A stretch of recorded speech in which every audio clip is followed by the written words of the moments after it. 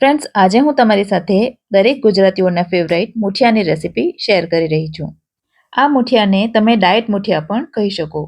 Weight loss માટે આ મુઠિયા ખૂબ જ ઉપયોગી છે અને તમે ડાયટ પર હો તો પણ આ મુઠિયા તમે ધરાઈને ખાઈ શકો. અને સ્વાદની વાત કરીએ તો સ્વાદમાં સુપર ટેસ્ટી બને છે અને એકદમ રૂ જેવા પોચા. તો ચાલો રેસીપી શરૂ કરીએ. આ મુઠિયા આપણે 2 શાકભાજીઓમાંથી બનાવીશું, જેમાંની એક છે દૂધી. વેટ લોસમાં દૂધી ખૂબ જ ઉપયોગી છે, તમે જાણતા જ હશો. અને વજનથી જોઈએ તો આ દૂધી 300 ગ્રામ છે. હવે દૂધીને આપણે છીણવાના નથી. સૌથી પહેલા દૂધીની છાલ ઉતારી દઈશું અને ત્યાર પછી એના થોડી મોટી સાઈઝના ટુકડા કરવાના છે. દૂધીમાં ખૂબ જ પ્રમાણમાં પાણી હોય છે અને એને છીણવાથી વધારે પડતું પાણી એમાંથી છૂટું પડે છે, જેના કારણે એમાં વધારે પડતા લોટની જરૂર પડે અને વધારે પડતા લોટવાળા મુઠિયા સારા નહીં લાગે. તો આનું એક સોલ્યુશન છે કે દૂધીને આ રીતે ચોપરમાં ચોપ કરી લેવાની. ચોપ કરવાથી ફાયદો એ થાય છે કે દૂધીના ઝીણા ઝીણા ટુકડા થઈ જાય છે, જેના કારણે એમાંથી વધારે પડતું પાણી નીકળતું નથી. વળી આ કામ એકદમ ઝડપથી અને એકદમ સરળતાથી થઈ જાય છે. ફ્રેન્ડ્સ, ચોપરની ઉપર હું આ રીતે એક પ્લાસ્ટિક રાખું છું, જેના કારણે ચોપરનું ઢાંકણ આખું ખરાબ ન થાય. હવે આ ચોપ કરેલી દૂધીને એક વાસણમાં લઈ લઈશું, જેમાં આપણે મુઠિયા બનાવવાના છીએ. અને ચોપ કરેલી દૂધીને કપમાં જ લઈશું, જેથી કેટલી દૂધી લીધી એનો તમને ખ્યાલ આવે. દૂધીને મેં 2 બેચમાં ચોપ કરી છે અને લગભગ 1.25 કપ જેટલી દૂધી તૈયાર થઈ છે.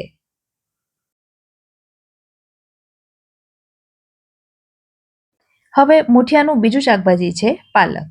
તો અહીં મેં એક નાનો બંચ પાલકનો લીધો છે. લગભગ 20 થી 25 નંગ જેટલા પાલકના પાન લીધા છે. હવે પાલકની ભાજીને ઝીણી ઝીણી ચોપ કરી લઈશું. પાલકની ભાજી ખૂબ જ ગુણકારી તો હોય જ છે, સાથે સાથે દૂધી અને પાલકનું કોમ્બિનેશન મુઠિયામાં ખૂબ જ સરસ લાગે છે.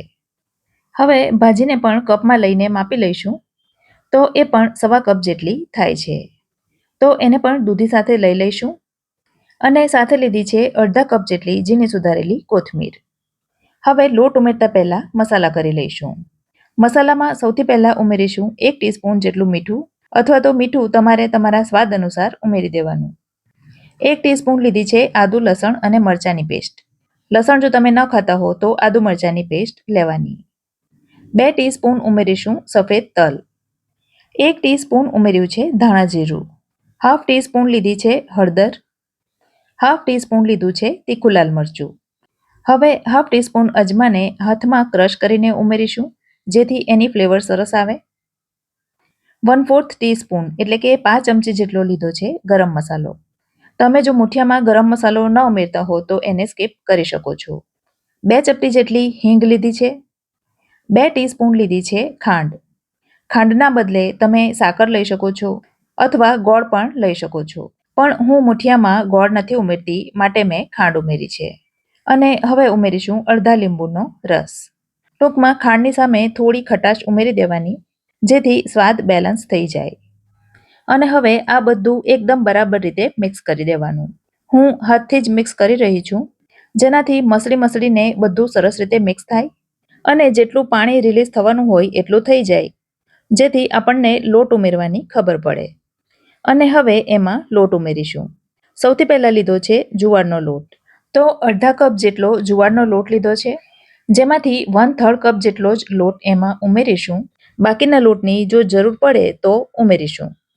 એ જ રીતે હાફ કપ જેટલો જ લીધો છે ઘઉંનો લોટ, જેનાથી આપણે રોટલી બનાવીએ છીએ.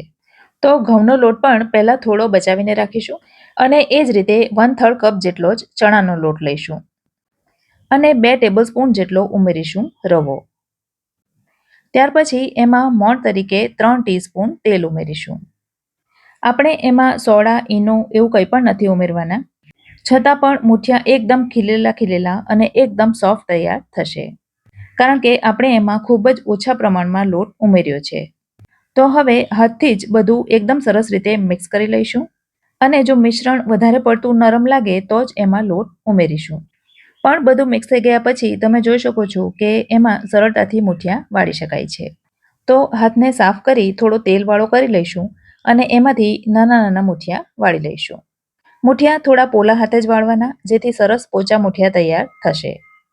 તો હવે એને તેલથી ગ્રીસ કરેલી કાણાવાળી પ્લેટમાં મૂકી દઈશું. તો એ જ રીતે બધા મુઠિયા વાળીને તૈયાર કરી દીધા છે. હવે મુઠિયાને વરાળથી બાફવા માટે સ્ટીમરમાં પાણી અગાઉથી મેં ગરમ થવા માટે મૂકી દીધું હતું. તો મુઠિયાની પ્લેટ એમાં મૂકી હાઈ ફ્લેમ ઉપર 20 મિનિટ માટે એને થવા દઈશું. 20 મિનિટ પછી તમે જોઈ શકો છો મુઠિયા એકદમ સરસ રીતે બફાઈ ગયા છે. એમાં ચપ્પુ નાખીને જોઈએ તો એ સાફ આવે છે. આમ પણ આપણે એમાં ખૂબ જ ઓછા લોટનો ઉપયોગ કર્યો હોવાથી એને બફાતા વધારે વાર નથી લાગતી. મુઠિયાને ક્યારેય ગરમ ગરમ કટ નહીં કરવાના, નહીં તો એ તૂટી જશે. માટે થોડા ઠંડા થાય ત્યાર પછી જ એને કટ કરીશું. તો હવે આ મુઠિયાને 3 ભાગમાં ડિવાઈડ કરી દઈશું. એટલે સરસ માપના ખાઈ શકાય એવા ટુકડા તૈયાર થશે. આ મુઠિયાને તમે વઘાર ન કરવો હોય અને આમ જ ખાવા હોય તો પણ ખાઈ શકો. ખાસ કરીને જો તમે વેટ લોસ માટે બનાવતા હો તો વઘાર કર્યા વગર જ ખાવાના, અથવા તો ઓછા તેલમાં વઘાર કરી દો તો એ ચાલે. તો વઘાર માટે કઢાઈમાં 2 ટીસ્પૂન જેટલું તેલ લઈ લીધું છે. તેલ ગરમ થાય એટલે એમાં હાફ ટીસ્પૂન રાઈ ઉમેરીશું. રાઈ ફૂટી જાય ત્યાર પછી એમાં થોડા કાપેલા મોળા મરચાં ઉમેરીશું. આ સાથે તમે મીઠા લીમડાના પાન પણ ઉમેરી શકો. મારી પાસે અત્યારે નહોતા માટે મેં નથી ઉમેર્યા. રાઈ ઉમેર્યા પછી ગેસની આંચ એકદમ ધીમી કરી દેવાની અને હવે એમાં 2 ટીસ્પૂન જેટલા તલ ઉમેરીશું અને 2 ચપટી જેટલી હિંગ ઉમેરીશું. અને હવે બાફેલા મુઠિયા બધા અંદર ઉમેરી દઈશું. ફ્રેન્ડ્સ, આ મુઠિયામાં દૂધી અને પાલક સાથે લોટ ખૂબ જ ઓછા પ્રમાણમાં ઉમેર્યા છે, જેના કારણે મુઠિયા એકદમ પોચા બને છે અને એમાં સોડા ઉમેરવાની જરૂર નથી પડતી. 3-4 મિનિટ ચલાવશો એટલે હવે આ મુઠિયા ખાવા માટે તૈયાર છે. જો તમારે એને ઉપરથી ક્રિસ્પી કરવા હોય તો તમારે એને 5-7 મિનિટ સુધી ચલાવવાનું. કોથમીર ભભરાવીને ફરીથી મિક્સ કરી દઈશું.